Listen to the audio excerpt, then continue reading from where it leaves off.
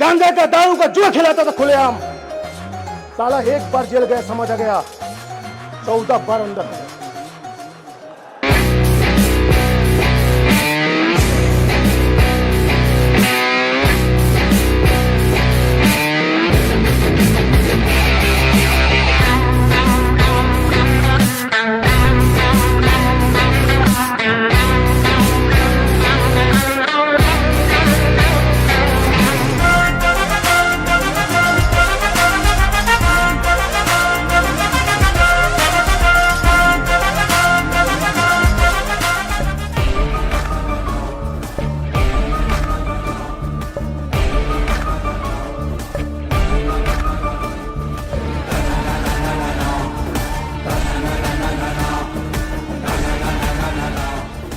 मेरे जीवन में जो गुजरा है वो खुलेआम बोलता हूं। इसीलिए मैं कहता हूं, आग लगा दी मेरी जिंदगी में, आग लगा दी मेरी जिंदगी में। जब से इस लाइन को खेल खेला है, अगर कोई पूछेगा तो बता देना ये जितेंद्र धीवर शतरंज का खेल खेला है।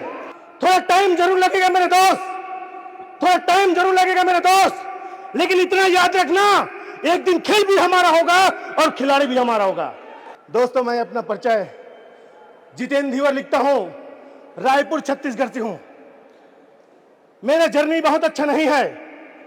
पूरे खानदान में 7 पीढ़ी सब अनपढ़ है, पहली क्लास भी नहीं पढ़ा है, और 7 पीढ़ी मेरे घर जो है झुग्गी झोपड़ी है। एक भी व्यक्ति उस खानदान में पहली क्लास नहीं पढ़ा है, और 7 पीढ़ी तक मेरे घर जो है झुग्गी था। मैं इसी यूपी की धरती में ईटा बनाने काम करता था। इलाहाबाद, फैजाबाद, अरौली, नंसा एक गांव है, फैजाबाद जिले में था। मैं 9 महीना ईटा बनाया मेरे दोस्त। काम के लिए मैं आपके यूपी की धरती में आया था।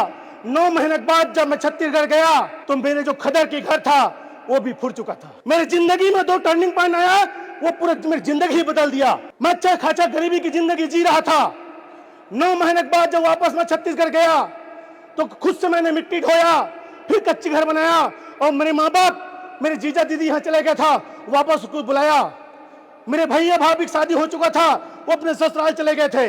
5 पीढ़ी गरीबी के चलते अपने अपने ससुराल में जीवन यापन किया था, और 6वां पीढ़ी मेरे भैया भाभी अपने ससुराल चले गए थे, और मैं बच गया था कुमारा। माँ बाप मेरे साथ में था, मेरा उम्र बहुत कम था मेरे दोस्त। मैं कुली कबाड़ी, खेती किसानी, चौरी में काम करता था। लेकिन एक दिन मैं धीवर समाज से आता हूं। जब मैं मछली मारने गया 12 बजे रात के, और मेरे गांव में जो स्टेडियम बना है, वो स्टेडियम का जनरेटर गायब हो गया, और वो इल्जाम मेरे ऊपर लग गया। हेलो, ना मैं चोरी किया था, वो इतना बड़ा जनरेटर था, मैं अकेला कैसे चोरी करके पाऊंगा, लेकिन इल्जाम मेरे ऊपर लग गया। और रात शाम के पुलिस आया तो मैं डर गया था, पीछे दरवाजे से भागा और सरपंच के घर चले गया था। पुलिस वाले ने खोजते हुए सरपंच के पास गया और उनको बताया कि तेरे गांव में एक बंदा है, चोरी के इल्जाम में था, वो घर से गायब हो गया। हमने उसको बुलाया, देखा, लेकिन पीछे दरवाजे से भाग गया। मेरे दोस्त, वो सरपंच के सामने में बैठा था। सरपंच बोला, यही तो वो लड़का है। कसम से बोलता मेरे दोस्त, ऐसे मारते लेकर गए ना, ऐसे मारते लेकर गए ना, और 24 घंटा सब चीज के केस में जाना, लेकिन चोरी के इल्जाम में मत जाना। हेलो, ऐसा मारा, ऐसा मारा, ये जो मेरे नाखून है ना, उसको पेंचिस में खींचता था। मैं चोरी ही नहीं किया, तो मैं कैसे बताऊं मैं चोरी किया हूं? अगर मैं हाँ कह देता तो कहां से लग देता। 24 घंटा मारा मेरे दोस्त, और मुझे अंदर कर दिया। लेकिन जब छूट के आया ना, तब सोचा साले ईमानदारी जिंदगी जी रहा हूं, तो साले जीना हराम कर दिया है। मुझे मार रहा है, पीट रहा है। अब आप लोग मुझे बताओ, एक इंसान को अगर मजबूर करेगा तो वो क्या करेगा? हेलो, मैं उस दिन से सोच लिया, ये जितेंद्र धीवर, ये ईमानदारी जिंदगी जी रहे हो ना, तो लोग तुमको परेशान कर रहे हैं। अब आज के बाद ना सारा जुर्म की दुनिया में उतर जा और गलत धंधा करने लग जाएगा। मैं उसी दिन से शराब बेचना स्टार्ट कर दिया। जिस गली में शराब नहीं जाता था, उस गली में शराब पहुंचाता था। मेरा काम रात में होता था मेरे दोस्त। मैं छोटे मोटे कोचियों को माल सप्लायर करता था। मैं ऐसा धंधा करता था। गांजा का, दारू का जुआ खिलाता था खुलेआम। साला एक बार जेल गया समझ आ गया, 14 बार अंदर हो गया।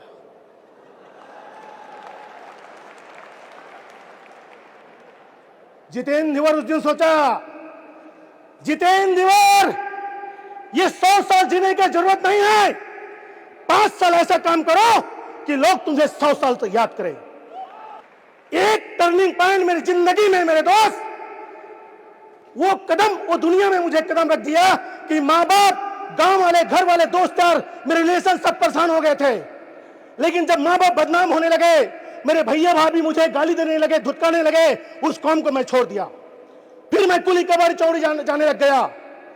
और एक दिन वो रात था जब 12 बजे रात के, जब मैं चौड़ी से आ रहा था, तो एक डॉक्टर साहब ने किसी दूसरे गांव इलाज के लिए गया था, और वो उसकी गाड़ी की लाइट मेरे ऊपर पड़ गया, और उन्होंने एक चीज बोला कि जितेंद्र, मैं सुबह आता हूं, कोई बिजनेस के बारे में बताऊंगा। मेरे दोस्त, मैं उसको हाँ तो बोल दिया, लेकिन अंदर से हिम्मत नहीं था। इस धरती में ऐसा कोई प्लेटफॉर्म नहीं है, ऐसा कोई बिजनेस नहीं है जो बिना पैसा से किया जा सकता है।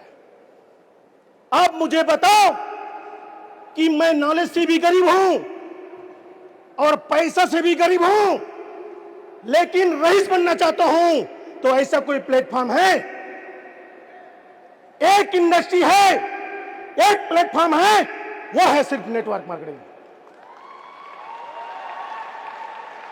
29 नवंबर 2015 इस बिजनेस में कदम रखा।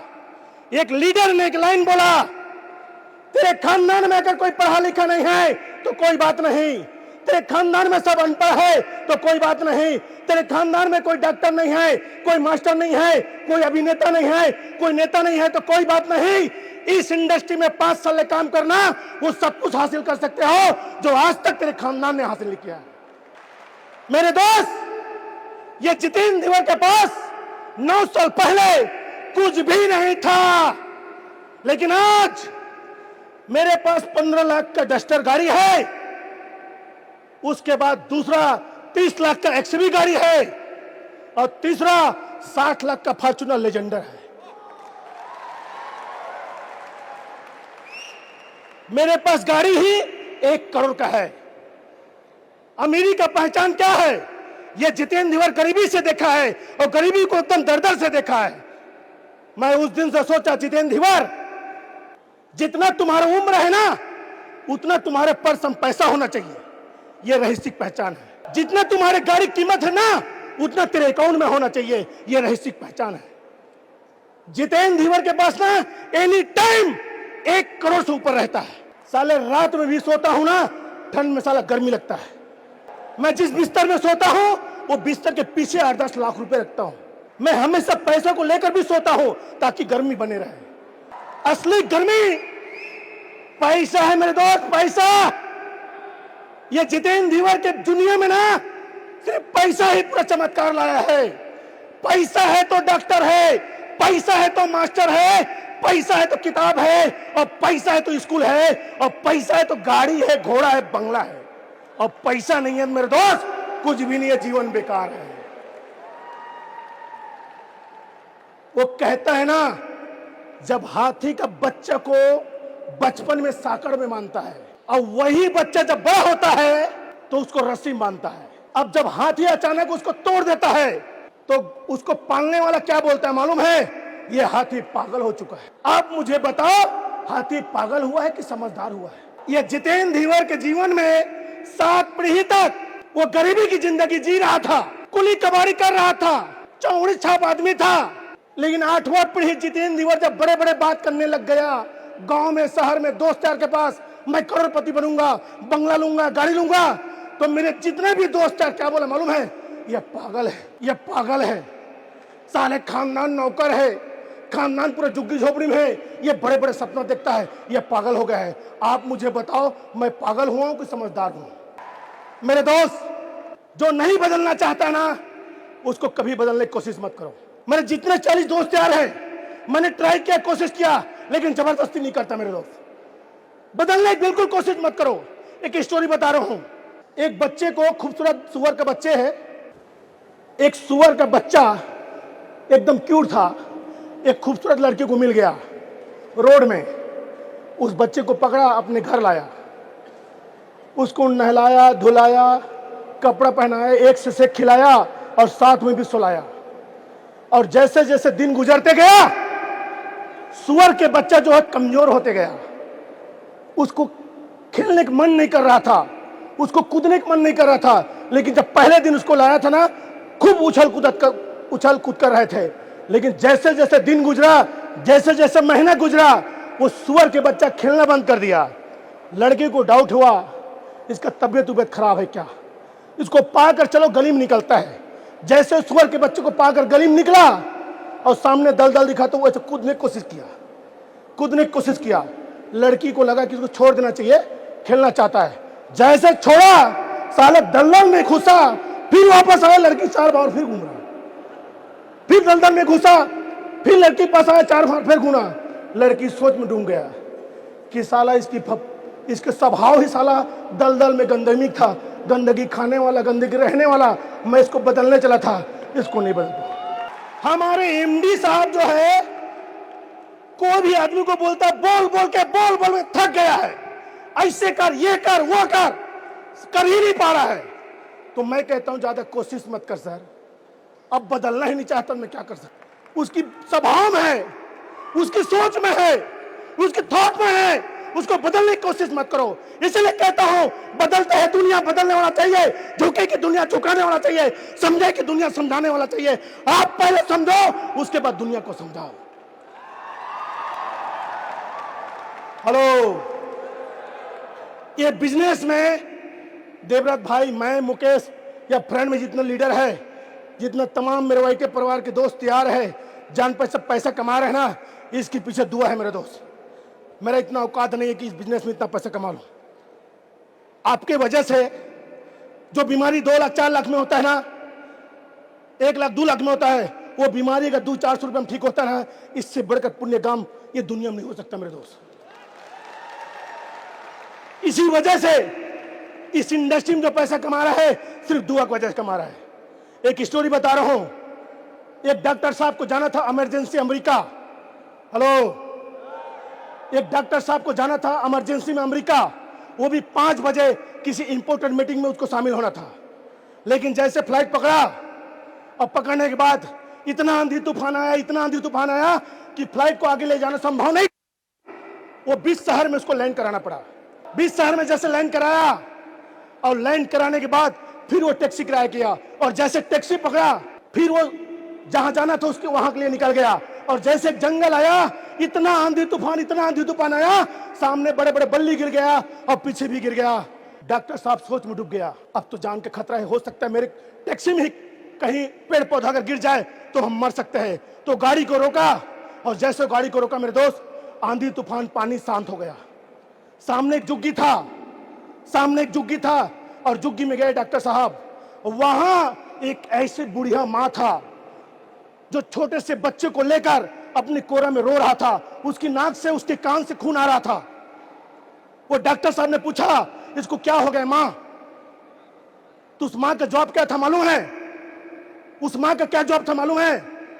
वो मां ने बोला, बेटा इस धरती में इसका कोई इलाज नहीं कर सकता। एक डॉक्टर साहब है जो इंडिया में रहता है, उसका इलाज वही कर सकता है, डॉक्टर खान बोलता है। तो डॉक्टर साहब बोलता है, मैं वही खान हूं, तेरे चौखट में हूं। माता राम, बुढ़िया मां, तेरी दुआओं में इतना ताकत है कि एरोप्लेन को भी रोक दिया, 20 शहर में लैंड करा दिया। तेरे दुआओं में इतना ताकत है, जब मैं आ रहा था तो रोड रास्ता सब जाम कर दिया, पूरी जंगल के झाड़ी पूरा गिर गया। तेरे दुआओं में उतना ताकत है, मैं वहां से उतर कर तेरे चौखट में, तेरे कदमों में ला दिया। मेरे दोस्त, ये बिजनेस वो प्लेटफॉर्म है कि आपको, ये ऐसा प्लेटफॉर्म है, एक ऐसा जिंदगी है, अगर तेरी वजह से एक भी जिंदगी में अगर बदलाव आता है, एक भी जिंदगी अगर बदलता है, तो समझ लेना ये जीवन आपके धन्य हो गया दोस्त। मैं एमडी साहब को कहता हूं, सर तूने वो काम कर गया कि शायद लाखों में, करोड़ों में बिरले आदमी ये काम को कर पाता है। इसलिए मैं कहता हूं मेरे जिस्म के एक एक रोम रोम के जूता पहना दूंगा ना, फिर भी इसका एहसान नहीं भूल पाऊंगा। दोस्तों, बातें बहुत है, कुछ चंद लाइन बोलकर अपने बातों समाप्त करता हूं। नवयुवक साथी से एक ही प्रार्थना है, एक ही मैसेज है, कर जीना है दोस्त, कर जीना है दोस्त इस दुनिया में, तो लहरों को मोड़ दे। कर ये नहीं कर सकता दोस्त तो जीना छोड़ दे। कर जिंदगी है जिंदा, कर जिंदगी है जिंदा, तो दुनिया वालों से बोल दे। अगर ये नहीं कर सकता दोस्त तो जीना छोड़ दे। अरे राहों के पत्रों को, अरे राहों के पत्रों को हिंसा बनाता चल, खुद ही अपने दिलों को सहिंसा बनाता चल। अरे पैसा वैसा के पीछे मत भाग, ऐसा वैसा को पीछे भगाता चल। बुला दे अपने दामन में, ऐसा ऐसा बनाता चल। गुस्सों को अपने दामन में सजा सजा के रख, तमाम मुश्किलों को चट्टी बना के चल। दिल अगर जिंदा है तो दुनिया से बोल देना चाहिए, इन लोगों में खून है तो खोल देना चाहिए।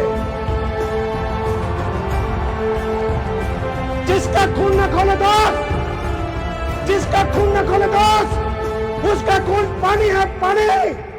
अरे भारी मुश्किल से मानव जीवन दिया है, ये दुनिया से न बोल सके उसकी बेकार जवानी है, उसकी बेकार जवानी है।